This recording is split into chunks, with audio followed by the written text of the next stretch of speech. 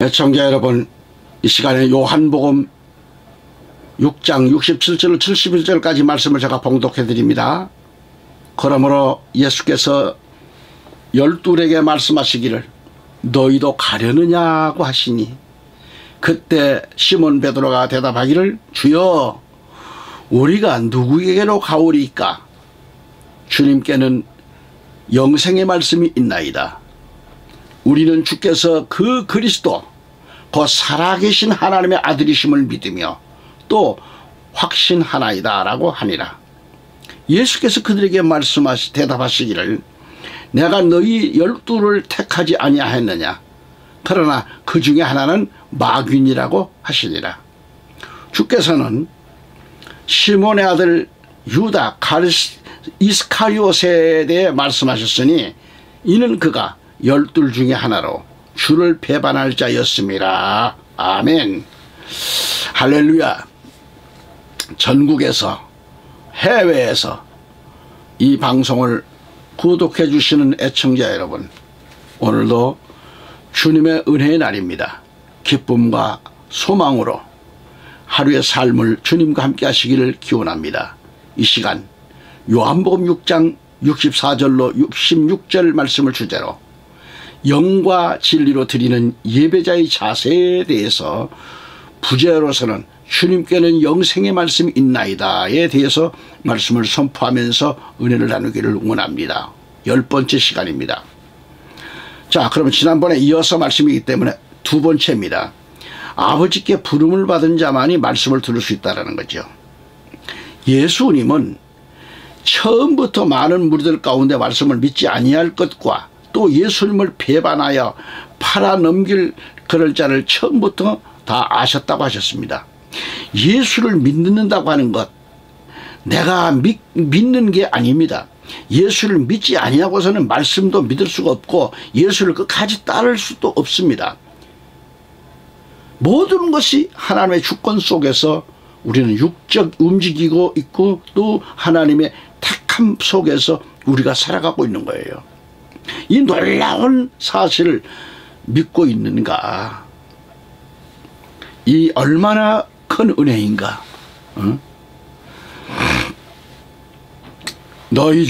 그래서 너희 중에 믿지 아니하는 자들은 그래요. 이게 뭘까요? 바로 육적인 떡이나 얻어먹기 위해서 따라다니는 그런 자들. 자기를 팔 자, 가롯 유다 이스카리옷을 두고 하신 말씀이죠. 아버지께서 오게 하여 주지 아니하시면 누구든지 내게 올 수 없다고 하셨어요. 구원은 하나님의 주권에 속한 것인데 그 구원은 반드시 예수를 통해서 이루신다는 뜻입니다. 교회 안에는 예수를 전혀 믿지 아니하는 자들도 있습니다. 또 예수를 팔았던 가룟 유다 이스카리옷 같이 그런 자들도 있습니다. 마태복음 13장 30절 둘 다 수확 때까지 같이 자라게 두어라. 수확하는 때에 내가 거두는 자들에게 말하기를 너희는 먼저 가라지를 함께 모아 불태우게 단으로 묶되 곡식은 모아 내 곡간에 넣으라 하리라 하시니라. 아멘. 여기서 수확 때, 수확하는 때, 즉 추수 때는 세상 끝을 가리킵니다. 그러니까 알곡을 다치지 않게 하기 위해서 수확 때까지 그대로 가라지를 그대로 내버려 둔다는 말씀이죠. 지금껏 많은 사람들이 교회를 다니고 있지만은 그러나 그가 믿음 안에 있는지 그런 자인지 가짜 믿음을 가진 자인지 알 수 없습니다. 그러나 세상 끝에는 확실하게 진짜와 가짜가 가려진다는 사실을 알아야 됩니다. 오병이의 기적이 일어날 때는 누가 진실로 예수를 따르는지 알 수 없었습니다. 그러나 오병이의 기적을 더 이상 보이지 않고 어려운 말만 하자 이해하지를 못한 그런 자들은 드디어 자신들의 모습을 드러내고 예수를 떠났습니다. 마지막 때도 복만 받으라는 말씀만 전하는 목사와 복만 추구하는 기복적인 성도는 마지막 때를 외치는 계시록과 같은 어려운 말씀에 적응하지를 못하고 너무 어렵다며 그 말씀이 자신들의 신앙에 걸림돌이 된다고 예수를 떠나버리게 될 것을 가리킵니다. 세상에 여러분 갈수록 편해지니까 예수도 이제 편하게 믿자고 합니다. 하지만 편안하다 안전하다 할 때에 주님은 오신다고 하셨잖아요. 데살로니가서 5장 3절에 뭐라 하겠습니까? 그들이 편안하다 안전하다고 말할 때에 아이벤 여인에게 진통이 오듯이 갑작스런 멸망이 그들에게 임하리니 결코 뭐죠? 피하지 못하리라. 결코 피하지 못하리라 하셨어요. 육적으로 예수를 믿는 자의 특징은 예수를 편하게 믿는 자들입니다.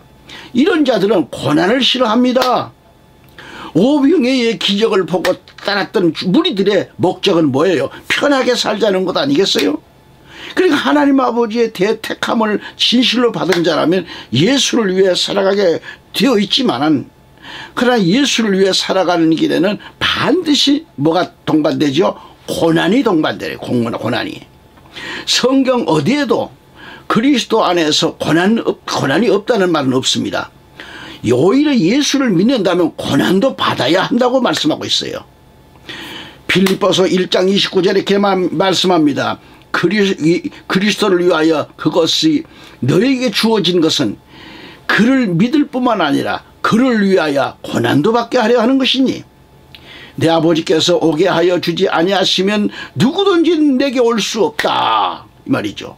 예수를 믿는 것, 내 마음대로 믿는 것이 아니듯이 예수를 위해 당하는 고난을 우리 마음대로 받기 싫다고 안 받고 받고 싶다고 해서 받는 게 아니라 이 말이죠. 이해가 되십니까? 응? 욥기서 봅시다요. 23장 10절에 그러나 그는 내가 택한 길을 알고 계시니 그가 나를 연단하시면 내가 금같이 나오리라고 하셨습니다. 우리가 예수 믿고 가는 길을 이미 하나님이 다 알고 계신 그런 길이고 우리가 당한 고난이 이미 작정된 고난입니다. 고난이 없는 영광은 있을 수 없습니다. 영광을 받기 원한다면 우리는 고난도 각오하고 나아가야 올바른 그리스도인입니다. 세계 챔피언이 권투그룹에 등록만 했다고 해서 챔피언 된 건 아닙니다. 챔피언의 자리에 올라가기 위해서는 그토록 자신과의 싸워 이겨야 되고 온갖 수모, 온갖 고통, 온갖 노력을 기울이지 않으면 그 자리에 설 수가 없는 겁니다. 상대를 알아야 하고 상대를 어떻게 요리를 해야 될 건지 어떻게 상대를 대할 것인지 다 알아야 돼요. 그걸로 가지고 상대의 단점 노출될지 노출점이 어디 허점이 어딘가를 보고 노력하고 그래서 챔피언이 되는 거예요. 우리 예수 믿는 사람들이 교회만 들어왔다 해서 챔피언 되는 게 아니잖아요. 성도가 되는 게 아니잖아요. 자, 로마서 8장 17절에 뭐라 했을까요? 자녀이면 또한 상속자들이니 하나님의 상속자들이요 그리스도와 함께한 공동 상속자들이니 우리가 그와 함께 영광을 받기 위해서는 뭘 받는다?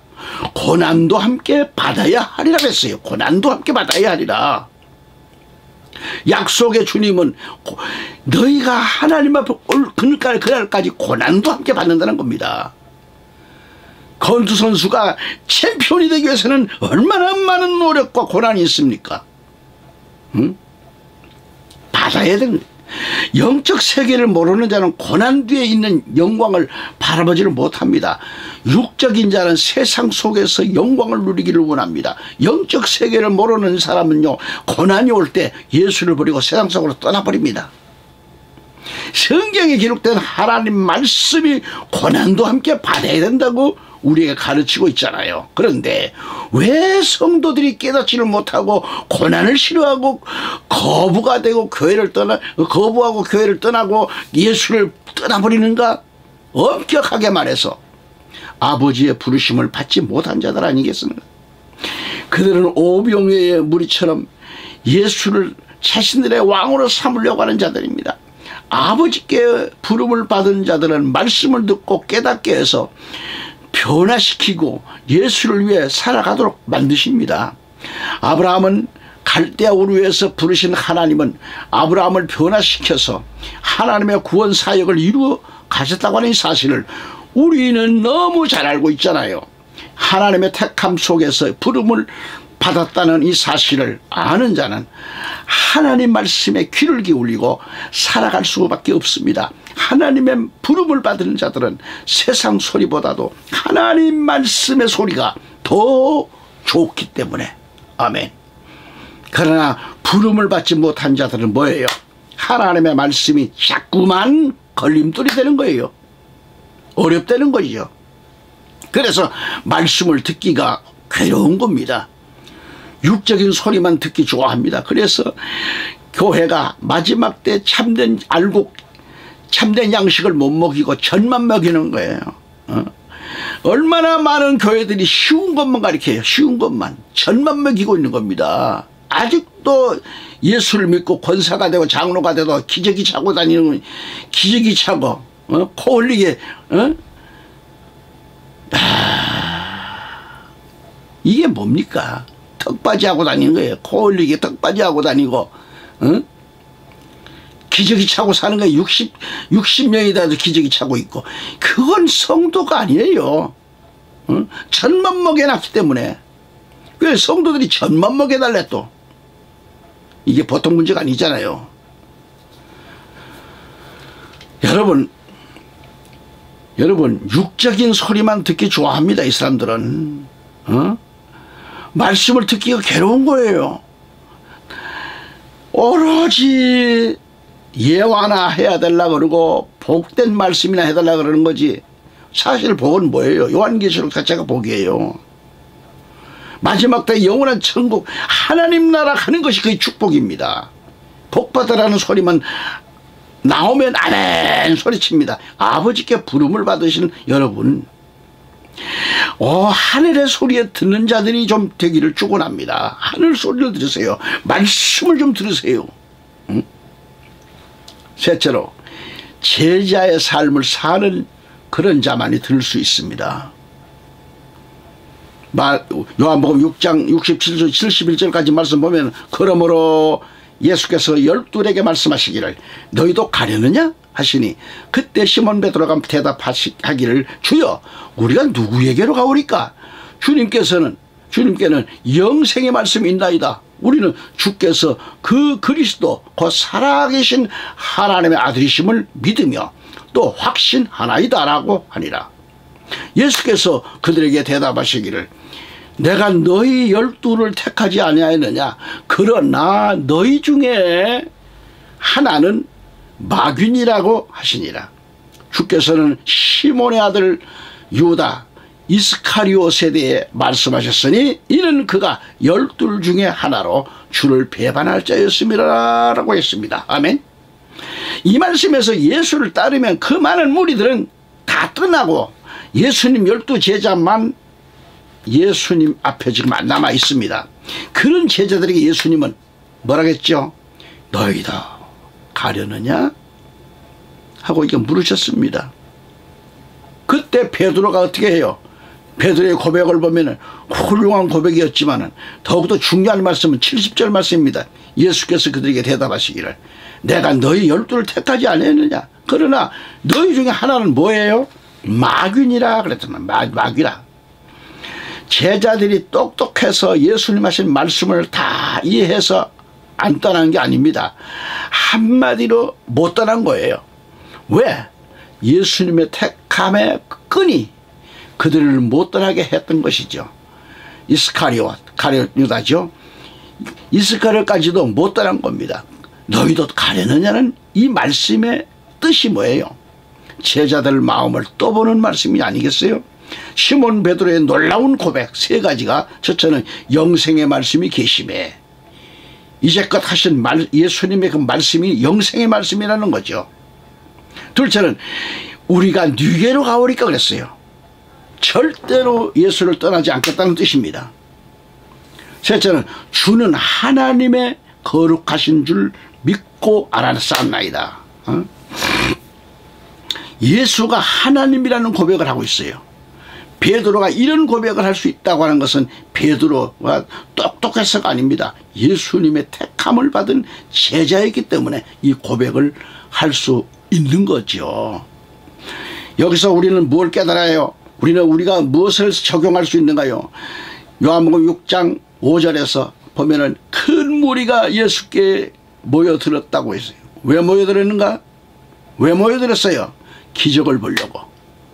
오병이에 의해 기적을 행하신 예수님은 무리에게 하늘의 비밀을 선포하셨습니다.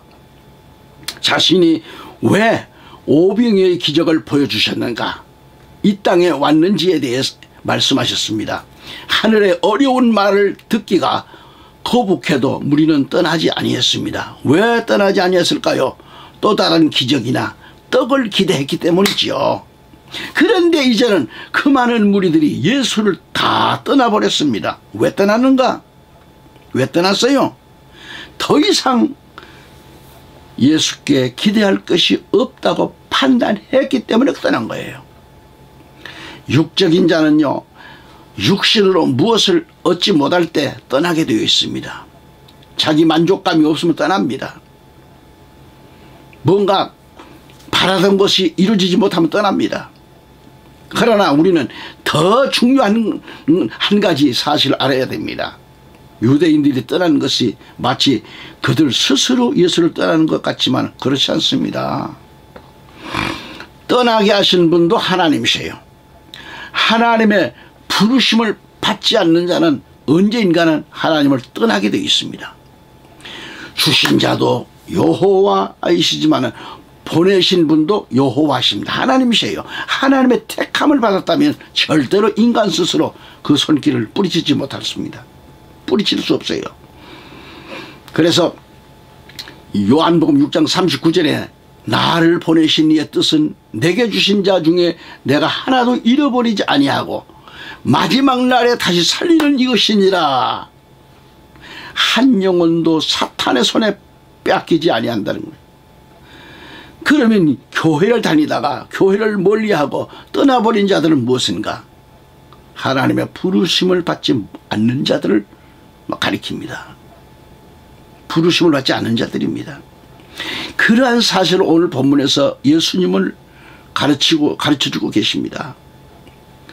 여러분, 우리는 보통 이 이스카리오 가룟 유다를 예수를 믿다가 나중에 잘못된 자로 보는 거지. 그러나 성경은 이스카리옷이 유다는 처음부터 예수를 믿지 않는 자였습니다.